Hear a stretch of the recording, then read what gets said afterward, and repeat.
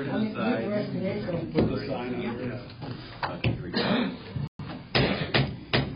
I'd like to call this meeting of the Princeton City Council to order. Clerk, call the roll. Mayor Mabry. Here. Councilmember Newman. Here. Gomez. Here. McCall. Here. And McCrankey. Would you please stand and join us in the Pledge of Allegiance? I pledge allegiance to the flag of the United States of America and to the republic for which it stands, one nation, under God, indivisible, with liberty and justice for all. Thank you. We're going to start in just a moment with public comment. We're going to start first, though, with Chief Tom Kammerer with a proclamation about the Warming Center, please. And there's some people in the audience that I believe that are here with the Warming Center. Go ahead. In one word. Homelessness has unfortunately become a growing issue in rural communities. Our community is no different. Over the past 5 years, we've seen an increase in the number of people who are unhoused or who are in an unstable housing situation. The Princeton Police Department has worked closely with several community partners to address this issue. Tonight, I want to bring to your attention a few of our community partners who have gone above and beyond to help those who struggle to find stable housing. The Princeton Ministerial Association, Tri-County Opportunities Council, the Aruka Institute of Healing, and Mayor Ray Mabry were instrumental in developing a volunteer-led warming center this past winter to protect those who are unhoused. Between January 8th and March 9th, a group of 51 community volunteers worked shifts from 8 p.m. until 7 a.m. 7 days a week in order to provide a safe space for those who had nowhere to sleep overnight. Aruka provided the space, policies, and training for the warming center. The Aruka living room served as an interim warming area until the overnight warming center opened. Here, guests were able to eat, shower, do laundry, and socialize while they waited for the center to open at 8 p.m. More importantly, they were in the presence of trained professionals with lived experience who could guide them to resources if appropriate. The Ministerial Association led the effort to recruit volunteers and coordinate the scheduling of the shifts. The Tri-County Opportunities Council also provided volunteers and resources for those who were unhoused. Our own mayor, Ray Mabry, was a frequent volunteer who often assisted our guests even after his shift ended. Through this volunteer community effort, we were able to keep 14 individuals warm and safe through the coldest winter months. I want to recognize one individual in particular who coordinated the scheduling, cleaning, and data collection for the warming center. Tammy Langston worked all hours of the day and night to make sure the warming center was staffed and operational. She developed an online registration system for volunteers to sign up for the overnight shifts. She and her husband Mitch also covered many of the shifts. Tammy was on perpetual standby for the entire time the warming center was open, covering shifts if someone had to call out sick. She made sure the center was clean, orderly, and open every night. The positive outcomes the warming center produced would not have been possible without Tammy's efforts. I want to thank Tammy for her coordination of this project, our aforementioned community partners, and all of the volunteers who made the warming center possible. The efforts of these volunteers had an immeasurable impact on some of our most vulnerable community members. Without judgment, they gave of their time to provide a safe space for those in need. I believe these volunteer efforts by members of our community are worth recognition by our city council. Now, Tammy reached out to me earlier today. She's not been well, and so she can't make it tonight, but we have a certificate that we're going to present to her.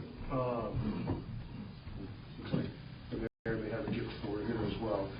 But can I also ask all the people that volunteered at the warming center to stand up, or those of you that were part of the coalition that helped us put that together?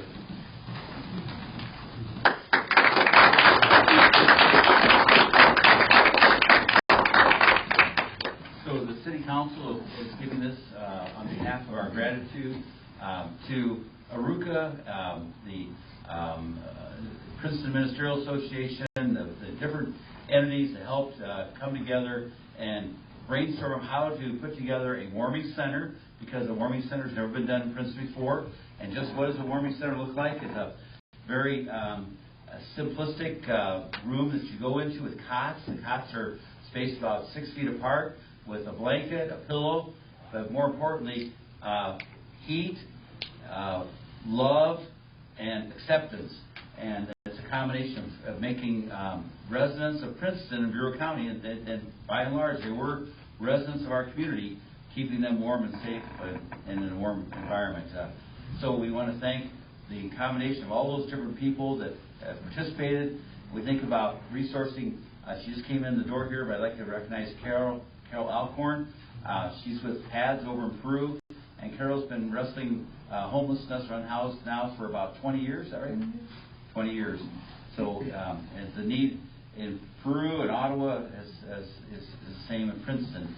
So again, we want to say thank you to Tammy and Mitch, husband-wife duo that really took the day-to-day operations and made it happen. So I'm going to give this plaque to Tom, and he's going to make sure he gets that to her. And then Tom, we have this floor arrangement we want to present to her as well.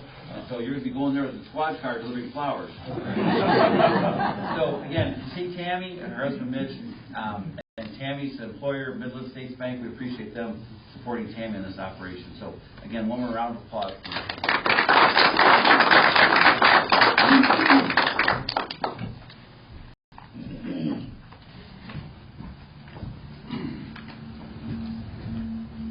Okay, now we're going to go on to public comment. We're going to have public comment at the beginning of the meeting as well as at the end. Public comment, we'd like to have you limit your remarks if possible to 3 minutes. Typically, the council does not address your concerns, but we're here to certainly listen.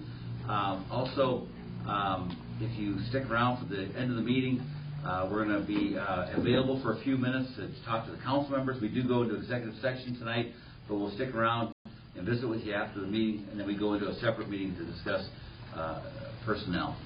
So with that said, if you'd like to speak to the council tonight, feel free to come up to the microphone, and all you have to do is state your name, please. And let's see, we're going to start with Todd. All right.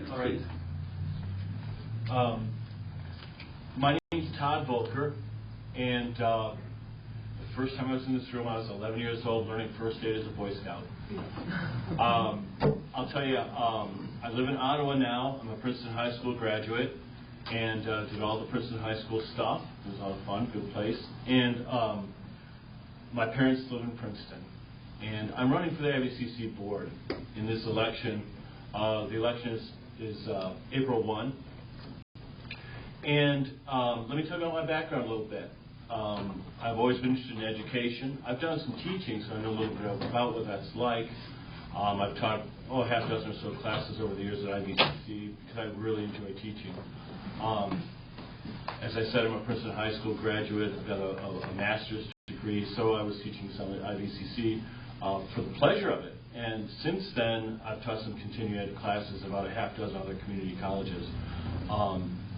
I'm currently the Economic Development Director for Kendall County, and in that role, one of the major things that involves economic development nowadays is just workforce, getting workforce that's trained, that can handle a more complicated work environment now than ever existed before. So workforce development actually is a big part of economic development now. Affordable housing, Carol, affordable housing is a big thing too in my area, and I've got to kind of pay attention to what I can do for that.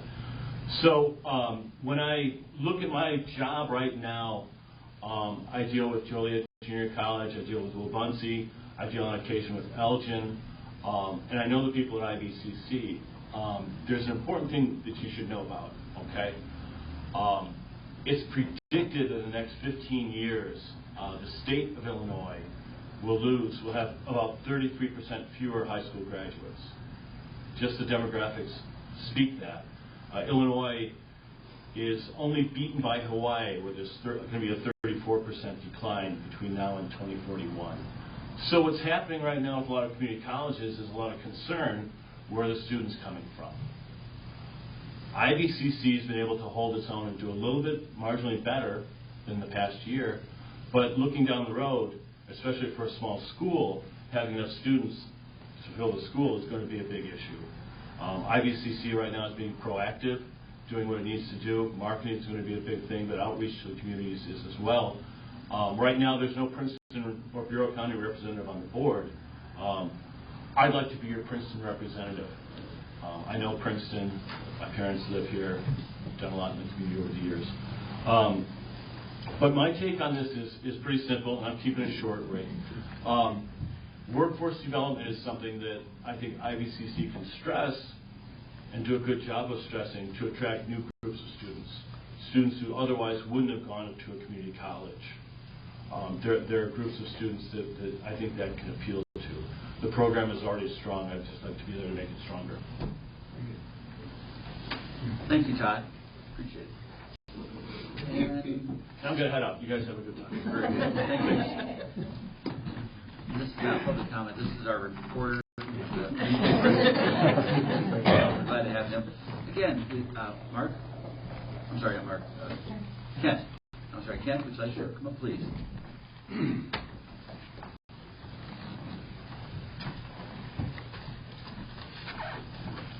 Just state your name. Kent Parrish. I live in Princeton. I wanted to attend to make a notation about some of the candidates that are running for office. And I have a letter here to give to Teresa and to Janet and to Michael. And to economize my time, I thought it would be faster just to read the letter. To Teresa Wittenauer, Michael Zeri, and Janet Henning from Kent Parish, Princeton resident. Thank you to Janet and Michael for our conversation Friday, March 14th regarding the city ordinance allowing the maximum size of political yard signs on public and private property. I appreciate learning a sign by ordinance can be up to 2 feet by 3 feet at 6 square feet. Attached are photos of violations of that ordinance. I measured the signs. The Volker sign is 4 foot by 4 foot at 16 square feet, violating the ordinance at 10 square feet more than allowed. The Don Seletsky sign is 59 inches, or in other words, 4 feet by 11 inches, at 35 1/2 inches, at just under 15 square feet, violating the ordinance nearly 9 square feet more than allowed. These signs are located many times around the city. Mr. Volker and Mr. Seletsky have violated the ordinance many times. By comparison, the Martin McCransky, Bill Hunt, and Mike McCall signs each are 2 feet by 1 feet 6 inches, well under the ordinance dimensions. For some citizens, the only exposure they will have to any candidates are via yard signs. The Volker and Seletsky signs are not minuscule violations. They are gross violations for their own advantage. Their signs are very significantly easier to notice and read for a passerby. An election is a high and important purpose for a sign, and these candidates should not be given such unfair visibility. It is not a small matter, and these signs have been up for many days. A candidate running for city or community college office should know better. They should have confirmed with City Hall the allowed size that then to so grossly violate the ordinance. We have 14 remaining days before the election, and damage to a fair election has already been done. I request these candidates be instructed to remove these signs and be monetarily fined for gross violation of the ordinance for many days so as to impact the outcome of an election. Also attached are photos of Volker and Seletsky signs currently in Princeton that do meet the ordinance requirement. Thus, it can be assumed Mr. Volker and Mr. Seletsky knew the ordinance but chose to violate it at high visibility locations within the city. Many years ago, Pete Nelson came to my residence to inform me a garage sign, which I had attached to a utility pole that day, was in violation. The garage sale signs by ordinance could not be attached to utility poles. I was in violation and left the garage sale immediately and took down the sign. It was a pretty innocuous violation with not much significance, but he came to inform me, and I was happy to comply. An election, however, is of highest importance, and no candidates should cause for themselves such large advantage that could have propelled them unequally into an office of the taxpayers. Thank you for your attention. the removal of these signs and to a monetary fine as a result of the damage already incurred. Sincerely, Kent Parrish. Thank you, Kathy.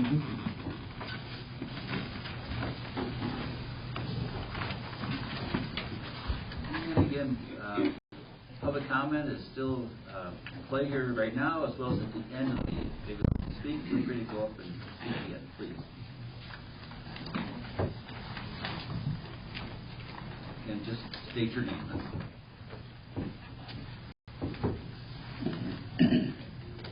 My name is Sherry Parker. I'm from the Methodist Church here in town, and I just have a few questions, some clarity really, as far as recycling. We have, in the past, well, I'm head of the trustees there, so I have to know the ins and outs of the money spent and take it in. We have to be good stewards of the money. So after being off a year, I was back in this year, and we started talking about recycling. And currently we have a dumpster because the city doesn't pick up garbage from churches, and that's fine.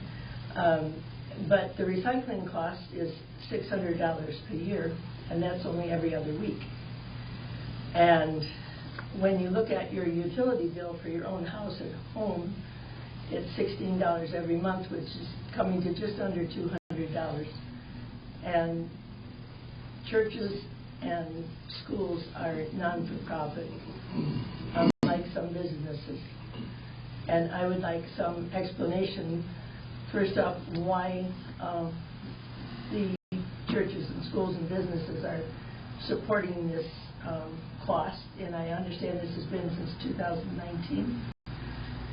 And I'm just aware of it just recently. And I'm here to have some explanation on that. And the other part of my question is, I would like to know what really happens to our recycling that they pick up here in town. Where does it go? How is it handled? Is it worth it to recycle? I mean, I was here at the meetings when we were deciding to get our own bin, our own garbage bucket so we could tip up with our new trucks, and we talked about it a lot then. But I'm still not convinced that our recycling is being recycled. And I just wondered if I don't know, do I have any, I don't have any response tonight, right? I'm just talking, right? That's our general rule, and I will make a comment, though, if you don't mind, Sherry, and then we're going to work on discussing this amongst council members. So Sherry was kind enough to send me an email with inquiring about this, and that was about a week ago that I received the email. I went to a meeting, every Thursday I go to a meeting at City Hall and sit down with Teresa and Janet and Michael, and we discuss things, and I'd asked a question, and Janet was kind enough, Friday morning she had, maybe even Thursday afternoon, she had the information for me, so I failed to get back to you. I had the information, and that's my fault, so I'm going to take a ding on that. But I think overall, what was asked was, what do we charge other nonprofits, so to speak? And there was the elementary school gets charged $600, and then the high school gets charged $600. And I think those are three entities in the Methodist Church. I don't think there's any other organizations we pick up recyclables for. So I think we could certainly look into. We'll talk about council members, and we'll get some input from Teresa, and also, of course, the department head, Aaron Christensen.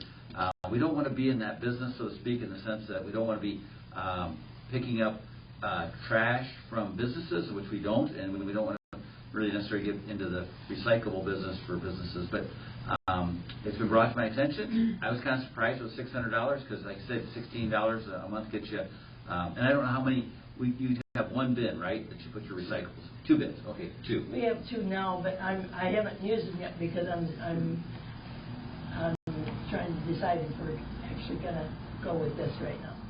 So I would say, in fairness, that we don't normally comment. I would just say that we're going to get back to you in the next couple of days, and we're going to do a little more investigative work on this. The second question, where do our recyclables go? The goal is, if you've got good, clean recyclables, and I followed the recyclable trail just as far as it goes for the city. So I've been on recycling truck in the morning when they go out first thing and dump recyclables at 5 in the morning out at the Republic Services facility. So they get dumped on a concrete surface, and then there's other recyclables there that get pushed into a trailer that all the recyclables then are loaded and hauled away. That way they've got that concrete floor the rest of the day for their garbage. Now, where does it go from there? We can certainly invite Republic Service to come give us a summary or give us an update, and I think that would be a worthy thing to do, just so we can get an update where are we at with the recyclable stream and how much is hopefully going into the final part of that stream. So let's do that. Let's get Republic Service to come in, and when we do that, we'll find out what night they're going to show up at a council meeting, and we'll make sure we invite you to the council. I'm not the only one that has this question. I think it's a great question. There are several. And the other part of mine, and I'll be done, but if it doesn't pay us to spend $600 a year for recycling every other week, I would probably get another dumpster or get an extra pickup for the dumpster and just throw it all away, but I'd rather not do that. And I think we all agree. I think there's some pretty avid recyclers here in this council. We get it. Thank you. Thank you, Gary. Appreciate that. So we'll get back to you here in the next couple of days with some thoughts. Thank you. Okay. Again, public comment period. Hit you up on the way down. State your name, please. Don Selesky, candidate for City Council.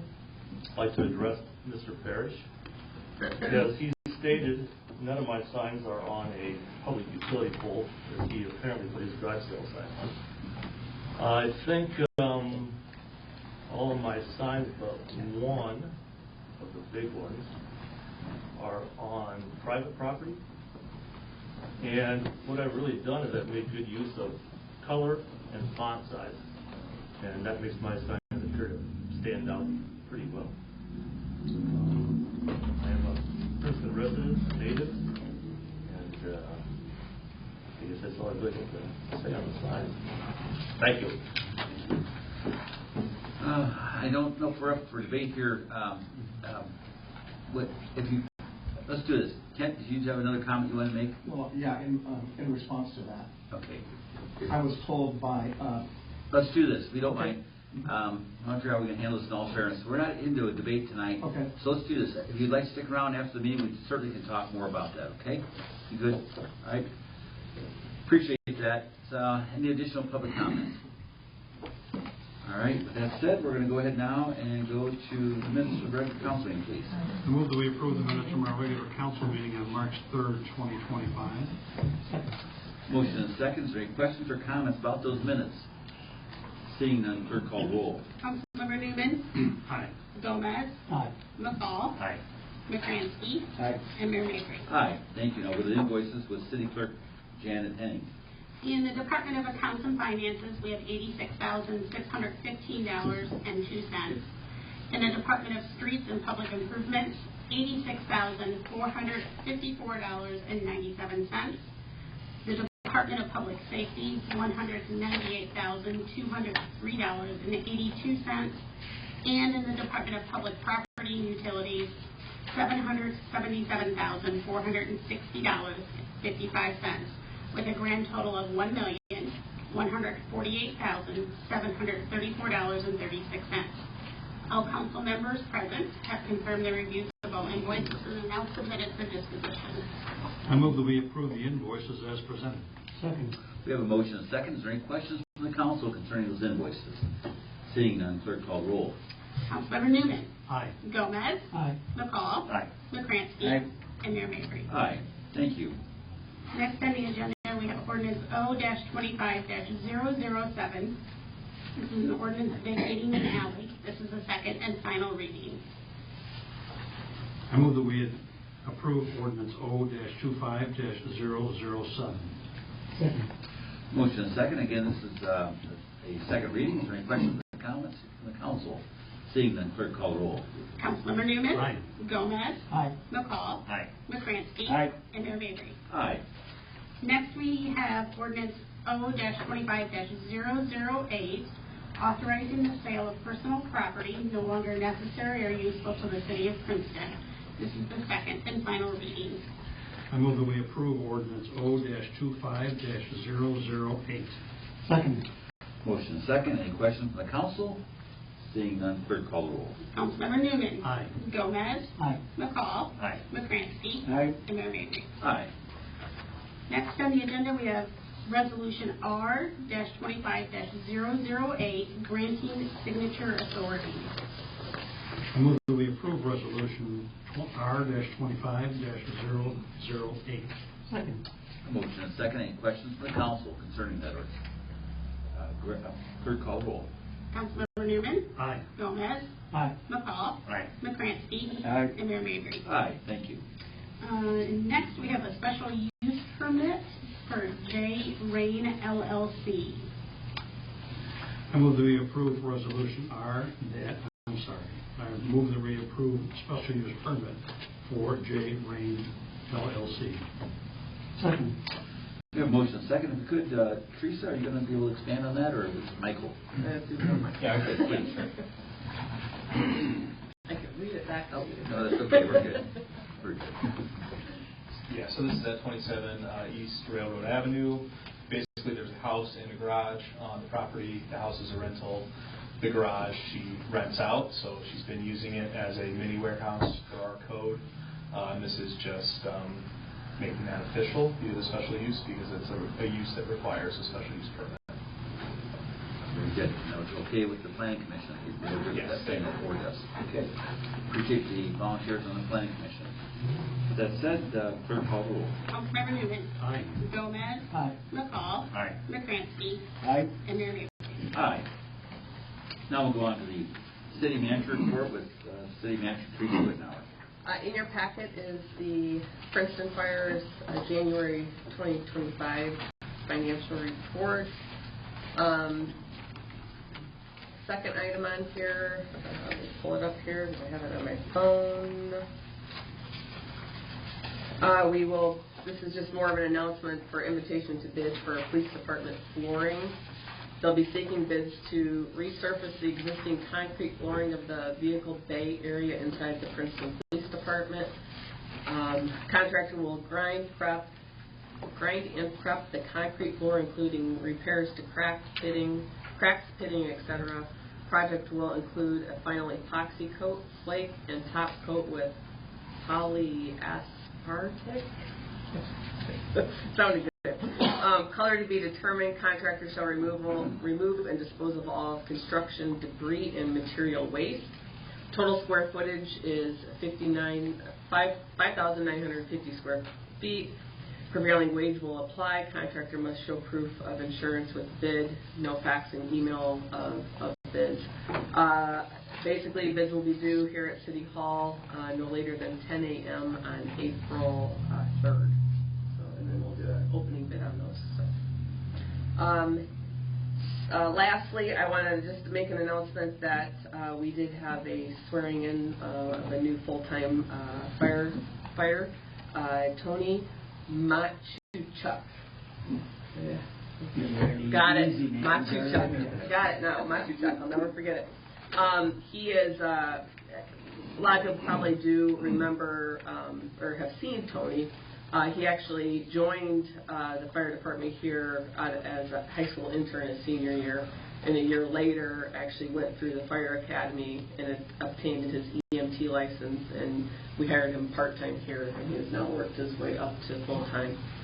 So he's one of those that you can tell is just extremely excited to be here, so we welcome him. That's good news. Anything else, Teresa?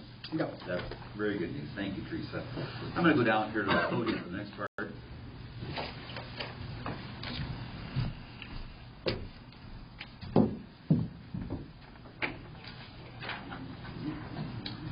Okay, so if we could, Nancy Gardner is going to come up here and put her next to me here. We're going to explain what we got going on here. Nancy, right up here, come line. If you don't mind, I'll go ahead and read the proclamation, then you can expand on it. Okay. Appreciate it. So this is a proclamation of Vietnam Veterans Week. Whereas March 29th is designated as National Vietnam War Veterans Day, a day to honor and thank the brave men and women who served in the Vietnam War, and whereas the service and sacrifices of Vietnam veterans and their families have had a profound impact on our nation, and we are deeply indebted to them for their courage and dedication. And whereas it is fitting that we take time to recognize and appreciate the contributions of these heroes and to ensure that their stories and sacrifices are never forgotten. And whereas the City of Princeton, Illinois proudly acknowledges the service and sacrifices of our Vietnam veterans and their families, now therefore be it proclaimed that the City of Princeton, Illinois hereby recognizes and honors National Vietnam War Veterans Week on March 24th through March 29th of 2025, and encourages all residents to join in expressing their gratitude to our Vietnam veterans and their families. In witness hereof, I, Raymond Mabry, Mayor of the City of Princeton, do hereby affix my signature and seal to the City of Princeton on the 17th day of March, 2025. And if I could, then Nancy's going to explain a little bit more about this proclamation and this. It actually started a 10-year celebration that started way back. Yeah, would you explain? By presidential proclamation in 2012, the Secretary of Defense was empowered to conduct a program on behalf of the nation to commemorate the 50th anniversary of the end of the Vietnam War. The commemorations extended from Memorial Day 2012 until Veterans Day of this year. Congress gave 5 objectives for the commemoration: to thank and honor veterans of the Vietnam War, including personnel who were held as prisoners of war or listed as missing in action, for their service and sacrifice on behalf of the United States, and to thank and honor the families of these veterans. To highlight the service of the armed forces during the Vietnam War and the contributions of federal agencies and governmental and non-governmental organizations that serve with and or in support of the armed forces. To pay tribute to the contributions made on the home front by the people of the United States during the Vietnam War, and to recognize the contributions and sacrifices made by the allies of the United States during the Vietnam War, which included Australia, New Zealand, the Philippines, the Republic of Korea, Thailand, and of course the United States. And to highlight the advances in technology, science, and medication related to military research conducted during the Vietnam War. According to the Department of Veterans Affairs, 9 million Americans served on active duty during the time period of the Vietnam War. Over 7 million of these active military people are still alive today. To honor these patriots, March 29th has been officially designated as Vietnam Veterans Day. It is also the day that the last helicopter left Saigon in 1974, I believe that's when it was, and that. The Princeton chapter, Daughters of the American Revolution, we take our commitment to our veterans very seriously by doing service projects at the LaSalle Veterans Home. We offer coffee and donuts to veterans after Veterans Day ceremonies, and we are honored to be included in Memorial Day services. Each year, our chapter works with the Princeton Public Library to display an area dedicated to the Vietnam Veterans Troop from March 24th through the 29th. So I hope all of you will take some time to stop into the Princeton Public Library this week to see the display that Margaret Martinkus creates for us each year. It is a beautiful display. She takes information that I have given to her from the Department of Defense and also the incredible books that they have on the Vietnam War. So I was wondering if we have any Vietnam veterans here today, and if there are, would you please stand? Please stand. John? Vietnam era, please. You're a Vietnam veteran. Let's give him a round of applause.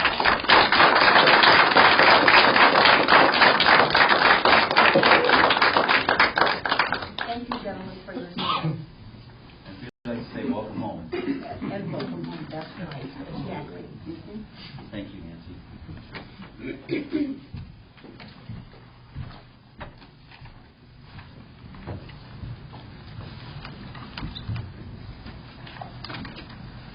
Okay, now we're going to go on to old business. Is there any old business before the council this evening? Is there any new business before the council this evening? And just so you folks know in the audience, we had a budget meeting that started at 5 o'clock tonight and went till 6, so we discussed a lot of new business at that time. Teresa's been and Janet have been working on the budget, which is just under a $30 million budget, but we still wrestle over nickels, I can assure you that. So, in a positive way, right? We do. We have to, that's right. Nickels make dimes. Is there any additional public comment at this point. Okay, and then before we adjourn here, I just would like to explain, we are going to be adjourning in just a moment and going into executive session, but I think we'll just hold off for about 5 minutes before we enter into that meeting so the council can stay out here for any public input that they'd like to have from you folks to the council members. Are we good with that, council? Since we seem to have some interest tonight with some folks here in the audience, we appreciate that. Okay, Jerry, if you would, please. All right. I move that we adjourn our regular meeting this evening and reconvene into its executive session under Illinois statutes to discuss the appointment, employment, compensation, discipline, performances, or dismissal of specific employees. The next regular council meeting will be on Monday, April 7th, 2025, 6 p.m. at City Hall. Second. Have a motion and second. Clerk, call the roll. Councilmember Newman. Aye. Gomez. Aye. McCall. Aye. McCrankey. Aye. And Mayor Manning. Aye. This meeting is adjourned, but please stick around and talk to your council members.